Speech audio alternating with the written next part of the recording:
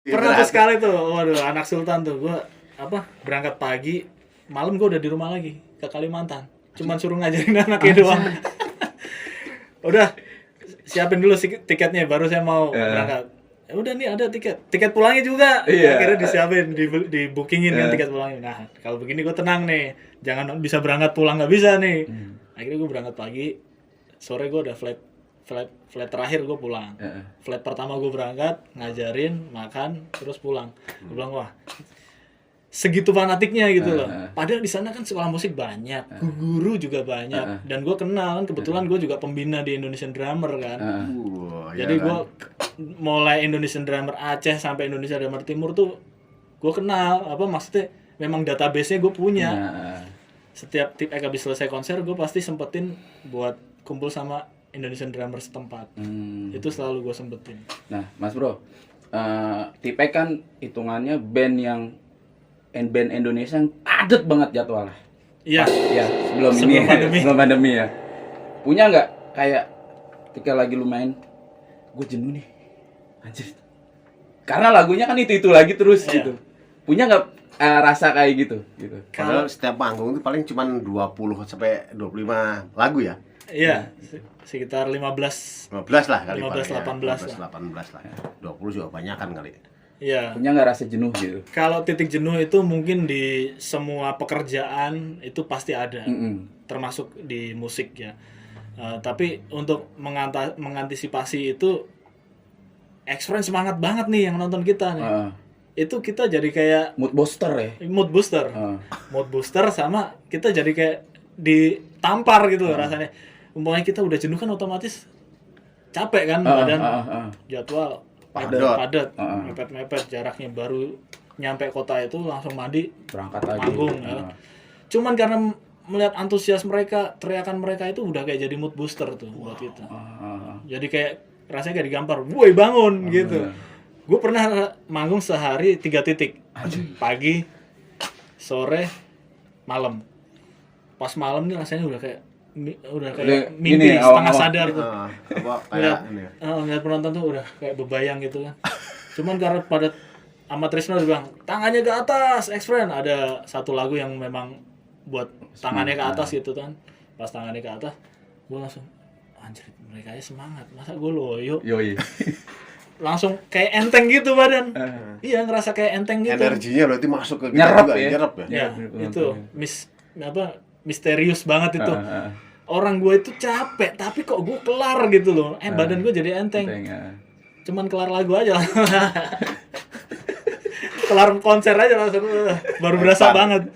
Kayak digambar-gambarin. Pas di panggungnya mah nggak berasa, enak aja gitu. Iya gitu. Itu yang buat gue jadi semangat. Jadi buat nangkis itu satu lagi yang gue inget.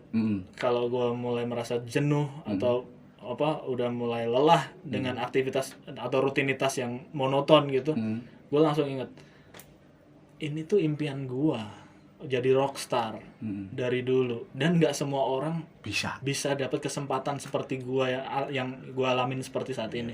Kalau gue begini merasa jenuh berarti gue nggak bersyukur. That's right, itu gue berdarah-darah gue dulu berjuang di Jakarta kan, bukan dari nol, gue dari minus. Gue istilahnya gue buat minjem buat hidup di Jakarta aja gue utang sana utang sini gitu kan. Masa yang gue capai udah dapet, gue begini, gue ngedrop begini, gue lemes begini, gue stuck, ya gue nggak bersyukur dong berarti. Karena gue temen drummer bisa dibilang ribuan, yang pengen seperti gue banyak ini, betul. Ngantri nih. Masa gue begini, jadi gue selalu keinget itu, jadi gue lupain itu hal-hal yang negatif menurut gua. Dan ternyata emang jadi seorang drummer apapun itu bisa menghidupin semuanya kan. Alhamdulillah. Jadi, bahkan bisa lebih gitu. Iya. Alhamdulillah. Jadi semenjak bokap nggak ada, adik gua tercapai jadi TNI. Mantap. Terus yang lain juga sampai lulus semua sekolah. Itu terus keluarga, bahkan saudaranya keluarga juga yang butuh, alhamdulillah gue bisa bantu gitu. Jadi komandan lah saya. Apanya? Komandan. Komandan untuk keluarga impian semuanya kan. Dari satu dari ginian satu kinian bisa mendapatkan semuanya kan, impian gitu. Alhamdulillah ya, mungkin karena apa yang ditanamkan orang tua tuh selalu gue terapin ya. Jadi ya kalau lu dapet rezeki, ya mungkin rezeki orang-orang sekeliling kamu juga ada lewat kamu gitu. Jadi itu selalu gue terapin tuh. Karena gue percaya, karena gue mulai bukan dari apa-apa, bukan siapa-siapa, dan sekarang gue dapet ini, mental gue kebentuk di saat gue berdarah-darah pada saat itu. Masih inget nggak Mas Bro? Ya pengalaman lu yang lu bilang tadi berdarah-darah itu, lu ngapain aja gitu? Biar jadi inspirasi nih buat penonton lensa. Iya. Ya kan? Tadi lu ngeliat motor Vega R nggak yang di tempat martabak gue? Iya, lihat. Itu motor pertama gue bro. Wow. Itu motor pertama gue kredit. Caranya bayar cicilan bulanan itu gue mesti keliling jualan stick ke studio-studio. Gue jualan stick drum. Itu sampai itu tadi begitu. Iya. Awalnya. Iya, gue sales stick drum. Terus gue jadi kru band-band yang butuh kru. Sampai yang gue kruin nggak enak sama gue. Udah nggak apa-apa, gue bantuin. Bayar pego lumayan kan. Cepet zaman itu dulu kan gocapan doang tuh paling gede. Gocapan gue lipat. Nah ini buat nambahin bayar cicilan motor. Itu gue lipat di dompet. Sampai gopek kan tiap bulannya gopek tuh. Kayak gitu. Terus gantiin ngajar temen. Semuanya temen, waduh, gue nggak bisa ngajar nih, gantiin. Ya udah, gue gantiin. Bayarannya 75, 80. Itu gocapannya pasti gue lipat dulu tuh, 30-nya buat makan. Gitu. Ada aja, asal gue mau bergerak, pasti di situ ada aja peluang-peluang buat gue hidup di Jakarta. Dan ada juga dari situ rezeki, dari situlah pasti ya. Iya. Apa aja gue lakuin. Sampai sekarang pun gue nggak gengsi gitu. Selama itu nggak ngerusak moral gue, selama itu Tidak nggak merugikan orang lain, halal gue hajar. Dan gue nggak pernah mikir nanti gue dapat berapa usaha hasil usaha nggak mengkhianati hasil kan. Betul. Gitu. Berapapun gue percaya emang sama Tuhan gue dikasih segitu. Nah, dari hasil semua ini, dari drum, dari stick, sampai bisa mengelola usaha ya kan. Iya. Usaha ya istilah entrepreneur, jadi martabak tadi ya kan. Iya. Martabak tadi itu. Itu cara mengelolanya dari segi keuangan itu, dan sampai punya berapa karyawan itu di manajemennya sendiri. Manajemen sendiri. Alhamdulillah gue dulu kan kuliah ngambil manajemen juga bro. Oh gitu ya. Jadi ya gue pun biaya Selain kuliah. mengajar drum, terus kuliah manajemen itu. Iya, jadi gue kuliah pun itu juga biayanya juga sebagian dari keluarga, sebagian juga dari ngamen-ngamen itu ke kafe-kafe, terus jadi kru juga. Jadi gue tuh player juga, ngekruin orang juga gitu. Apa aja gue kerjain. Terus jadi sales stick drum, naruh stick drum di studio. Kayak gitu. Jadi mulai dari situ belajar memanage keuangan. Di samping kuliahnya juga di bagian manajemen, ternyata kepake juga pada saat gue sekarang ini yang memanage usaha, terus memanage orang-orangnya, terus cara pendekatan secara psikologis ke karyawan. Jadi karyawan ini bukan berarti bawahan gue selalu terapin, lu tuh teman sama gue. Jadi partner, kita partner. Jadi apa yang lu rasain, apa yang lu pengen, itu semua harus dikomunikasiin. Jangan sampai ada sesuatu yang lu pendem gitu. Sampai keluarga mereka pun gue kenal baik, dan gue harus tahu gitu. Jadi istilahnya nggak ada gap lah antara gue sama dia. Jangan lu merasa karyawan gue lu bos gitu. Bahkan sampai sekarang pun kalau dia pengen apa ngomong akhirnya, tapi gue seneng gitu nerimanya gitu. Dan itu dilakukan sama dengan S-Friend ya, ketika Tip Ek manggung. Iya. Jadi karyawan tuh sama seperti itu pelakuannya ya. Iya, sama. Selelah apapun kita juga, bang turun dong dari hotel. Iya ini gue mandi dulu. Kelar mandi sampai bawah, dipeluk-peluk lagi, bekas keringat lagi, nggak apa-apa, udah ntar mandi lagi. Nah itu yang sama dilakukan dengan karyawan yang tadi itu ya kan. Iya. Nah ini secara teknis ya, di drum itu sebenarnya untuk mengajar tuh kunci-kuncinya ada nggak sih? Tom, Ada. Snare, kayak Snare, hi-hat, splash, crash, floor, kick, itu semuanya ada. Ada kunci-kuncinya. Mau ditulisin apa gimana? Puyeng. Oh yang. Ya, Kayaknya mungkin lalu pengen belajar drum lagi nih. enggak, maksudnya bahwa ternyata kan banyak sekarang pemain drum tuh hanya tak enggak tahu jeger-jeger itu jeger gitu ya. Iya. Ternyata itu kan semua ada kunci-kuncinya kan. Nah, di samping ada kuncinya juga ada teknik khusus untuk mengajar. Jadi mengajar itu, jadi gue punya murid itu sekarang ini murid-murid gue itu guru-guru di sekolah musik, bro. Oh, berhasil dong. Jadi yang gue ajarin itu teman-teman murid-murid gue yang sekarang ngajar gitu. Mereka tuh kadang-kadang keluhannya, gue ngajarin begini tapi cara penyampaiannya gimana ya? Nah, itu yang suka gue ajarin. Gue punya plan A, plan B-nya. Nih lari dong ke gurunya kan gitu. Jadi contohnya begini, kayak teknik single stroke. Single stroke itu kan satu kanan satu kiri.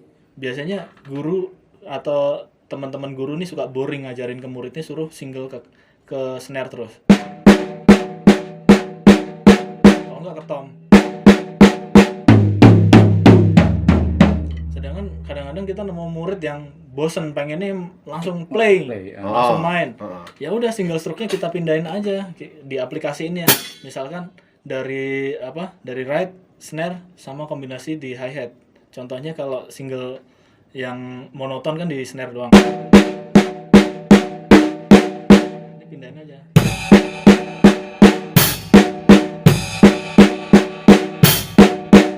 Kalau gituin.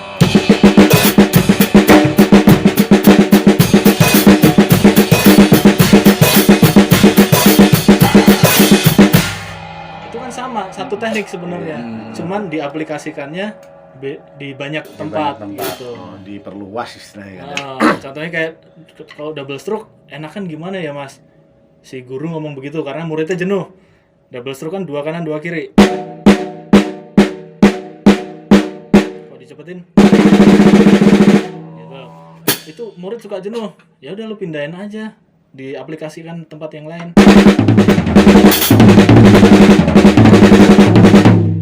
Lu pakein klave biar menarik.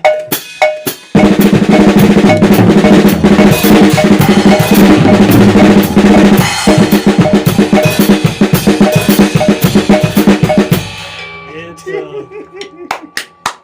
Ternyata nadanya juga enak ya kalau gitu. Nah, ini ngomongin lagi soal stick. Kamu tuh ada ukurannya nggak nih stick? Ada. Kalau gue pribadi makanya ukuran 5A. 5A itu standar range Indonesia lah ya, jari-jari orang Indonesia. Dan memang buat ngejar speed kalau kegedean lama-lama ini berat. Pegel ya. Di cengkeraman ini lama-lama lemah gitu. Makanya gue memang paling nyaman pakai ukuran 5A. Dan kebetulan gue di-endorse sama Fast Drumstick. Wow. Ya. Ini USA Hickory Wood. Jadi kayu Amerika. Alhamdulillah dipercaya sampai saat ini udah 6 tahun. Dan sama Menel Cymbal juga di-endorse dengan Menel Cymbal Jerman. Sampai sekarang saya udah 8 tahun sama Menel dipercaya untuk menjadi artis endorsement.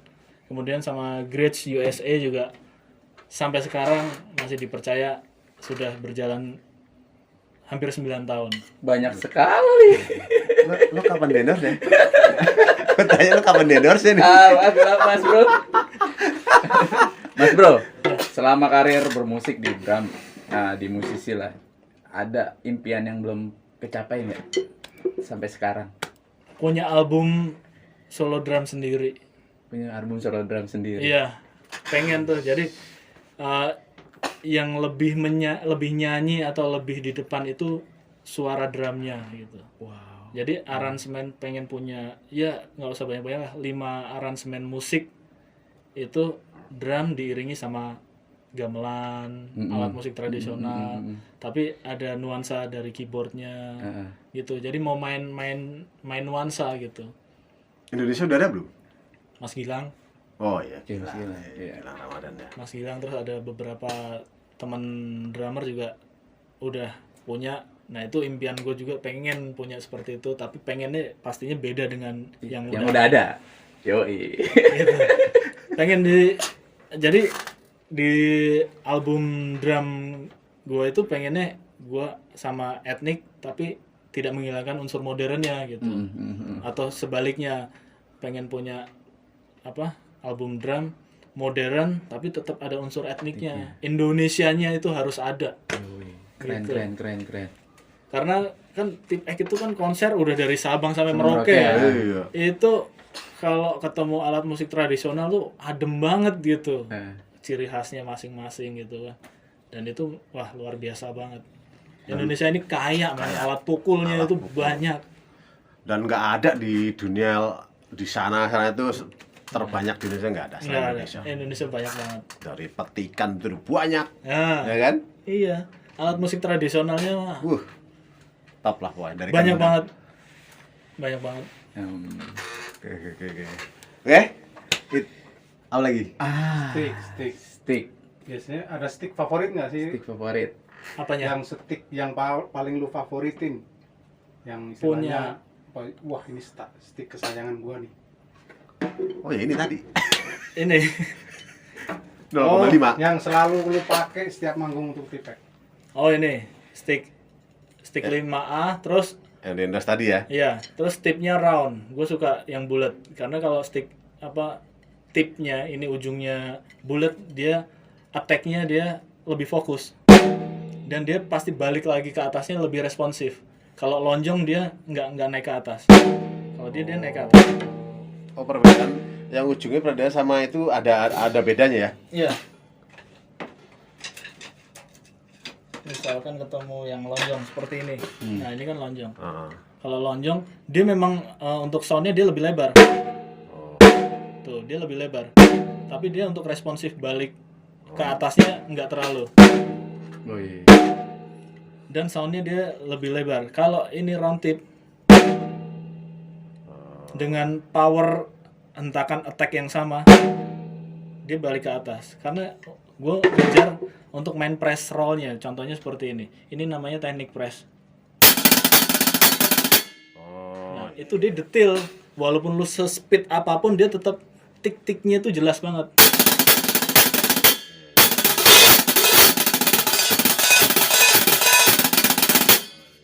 Gitu. Gitu bro. Tapi kalau kan ada juga yang stick itu dipakai miring gitu kan. Itu pengaruhnya apa sih? Kayak Miring dibalik gitu loh. Kan begini, itu dibalik tuh. Kadang rocker tuh suka begini nih. Nah, itu sebenarnya ada dua opsi tuh. Harusnya Antara kan pasnya kan begini nih, ujungnya di sini kan. Normalnya. Kadang suka begini nih. Nah, itu ada dua opsi. Menurut gue pribadi, kacamata gue pribadi, dia punya tangan kiri lemah. Seperti Mike Portnoy, drummer di Dream Theater, dia itu mengakui bahwa tangan kiri dia lemah, makanya sticknya dibalik. Oh iya. Itu opsi pertama itu. Yang kedua, dia kebiasaan dulu mungkin kalau ngerental studio pakai stick patah kali, stick sisaan. Jadi harus dibalik. Kalau dia begini, itu ngerobekin, men. Cepet robek kulitnya. Teori yang menarik. Iya. Karena gue denger dari beberapa orang dan pengalaman gue, lu pakai stick dibalik sih. Oh iya kebalik ya. Jujur loh, kebiasaan di rental kalau stick patah lu baliknya. Iya bang, gue keseringan pakai stick patah makanya gue balik. Kalau stick patah kan pasti ujungnya doang. Ujungnya doang kan. Daripada begini ngerobekin ntar ganti ya kan. Udah begini aja. Itu pokoknya antara dua itu udah drummer. Tangan kiri lo lemah, biasanya kan kalau nggak kidal dia pasti kirinya lebih lemah kan ketimbang kanan. Atau lu kebiasaan ngerental studio pakai patahan stick. Atau pakai stick patah. Tapi kalau di teori drum, teknik begini nih gue sering pakai untuk main teknik rim click. Rim click tuh seperti ini. Dia memang soundnya dia lebih high dibanding normal.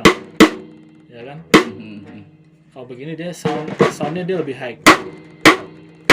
Dan woodnya, sound suara si kayunya, shell snare-nya ini dia lebih jelas.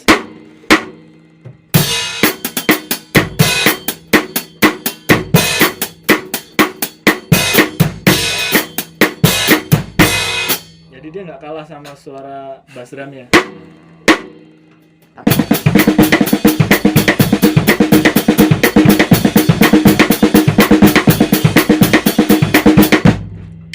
Tapi kalau kita dengar kalau bukan guru ya kayak sama aja ya.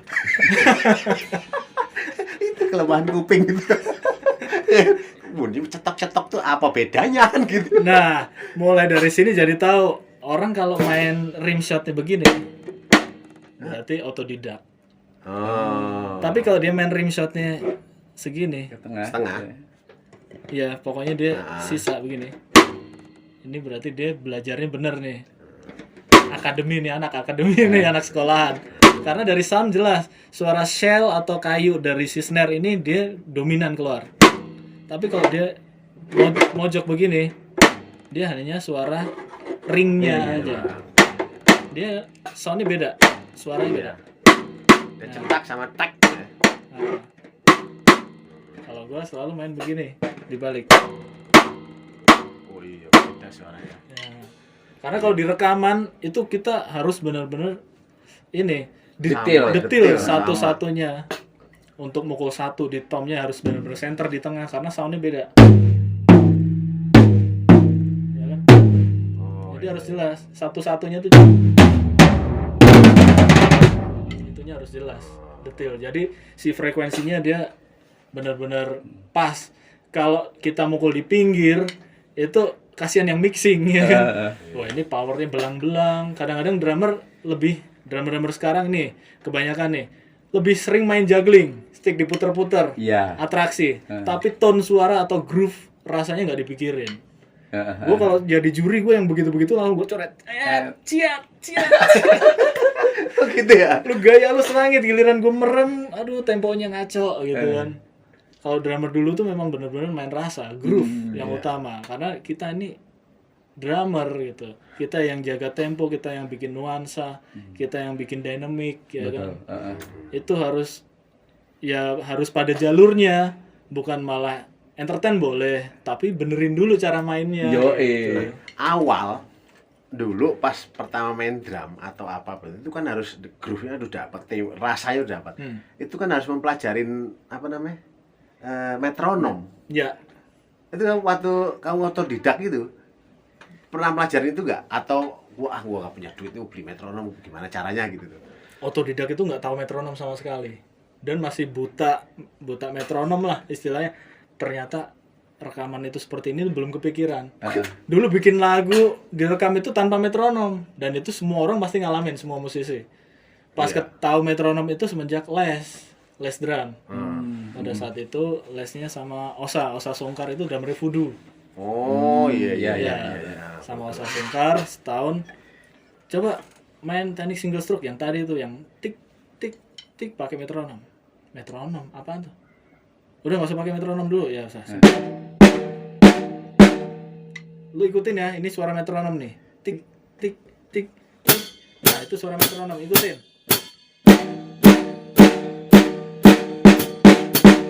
Lu nggak sama, ikutin ya, udah ikutin. Belajarnya dari situ. Ya, harus sama. Ya, oke, sama ya. Seperlahan.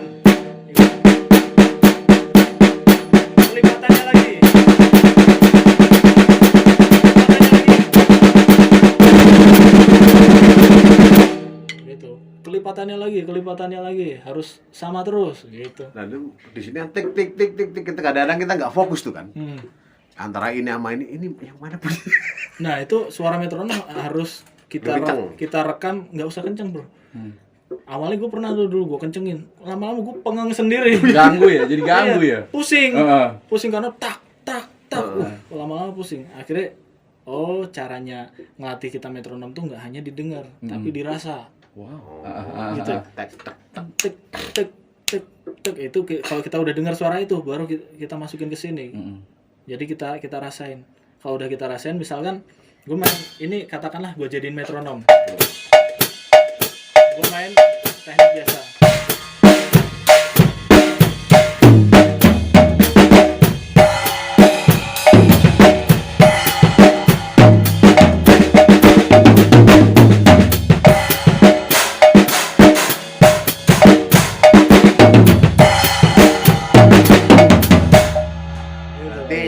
Ini terus ya, yang harus yang apa optimal maksimalin terus ya. Iya. Konstan. Stabil. Stabilnya. Oke. Dan aku pengen tahu set drummu itu kayak gini terus. Cara ngeset drum, nggak berubah-ubah, itu begini terus. Set ini namanya set apa ini namanya? Ini Set L atau set Z itu? ini namanya karena makainya 1 2 3 4 5 6 jadi 6 piece. Oh, Iya. gitu. Berarti di drum itu ada tata letak itu ada apa Ada. namanya, bahasanya gitu. Ada bahasanya. Jadi kayak ini kan snare gue pakai 14. Tom memang kebutuhannya ukuran 10 inch, 12 inch, 14 inch. Gue selalu pakai genap 16 inch, bass drumnya 22 inch. Jadi sesuai kebutuhan. Misalkan kalau lagi main sama band rock, Tom 10 jarang banget kepake. Memang dia nggak tembus sama distorsi kan. Oh, oke. Jadi lebih yang sound tebel. Mungkin yang Tom 10 tungnya itu jarang banget dipakai karena timpang sama distorsi gitar. Gitu. Dan snare-nya gue pasti selalu pakai yang ukuran tebal. Karena dia lebih all round ke semua genre masuk. Gitu. Head-nya pun juga gue pikirin. Kenapa gue pakai merek ini? Nggak perlu gue sebutin karena belum endorse. Karena gue pakai merek ini. Besok di endorse nih, habis ini di endorse. Amin. Jadi tuningnya lebih gampang. Jadi semuanya kru gue masang-masang pun juga nggak kesusahan. Terus dia lebih masuk ke shell kayunya juga, dia lebih dominan ngeluarin suara. Oke. Gitu. Jadi lebih gampang lah intinya gitu. Tomnya juga gue pikirin juga semuanya. Dan itu kan punya akru drum ya, punya akru drum. Iya. Minimal istilahnya waktu cek sound itu kan ada di FOH itu kan. Itu harus sama ya, istilahnya samanya dalam arti itu ini A ya, kunci A, ini B, kunci kayak gitu ya. Untuk ini lagu tip X gitu. Iya, jadi intinya dia nggak hanya kenal gua tapi dia harus kenal karakter gua dan dia pun harus wajib bisa lagunya tip X. Karena untuk cek sound saat gua lagi misalkan gua kan biasanya suka kunjungan di sponsor. Kunjungan atau wawancara dengan radio, sedangkan kru harus siapin alat kita di panggung, dia harus tahu banget apa mau gua. Sampai monitor pun gue lebih seneng kencengan apa, vokal atau gitar atau bass, atau mungkin bassnya agak dikecilin, dia harus tahu takarannya. Gitu. Dia harus tahu semuanya. Masihkah Anda ingin jadi drummer? Karena banyak teknik. Ternyata begitu. Menyerah sajalah Anda. Ternyata begitu jadi drummer di belakang dilempar. Turun loh. Mas Bro, Ya. pesan-pesan buat para drummer-drummer yang mau mulai jadi drummer atau drummer muda seperti apa, Mas Bro? Nah, gue senang banget nih karena bisa dibilang gue sangat support sama semua drummer, maupun walaupun dia hanya seneng sama drum tapi dia nggak bisa main, atau dia hanya support. Biasanya kan bapak-bapak seumuran gue nih anaknya pada belajar drum nih, walaupun hanya sekedar support ke anaknya, atau dia pecinta drum, atau bahkan dia drummer pemula sekalipun, intinya semangatnya tetap harus dijaga. Terus jangan milih-milih teman. Semua drummer itu teman kita semua, saudara kita semua. Dan juga apa ya, bisa dibilang teknik itu bisa kita kejar, dan belajar drum itu bukan karena bakat, karena drum itu ilmu pasti. Drum ilmu pasti. Iya. Oke. Thank you, Bro. Siap. Thank you, Mas Bro. Sama-sama, Mas. Sukses Bro. selalu. Amin.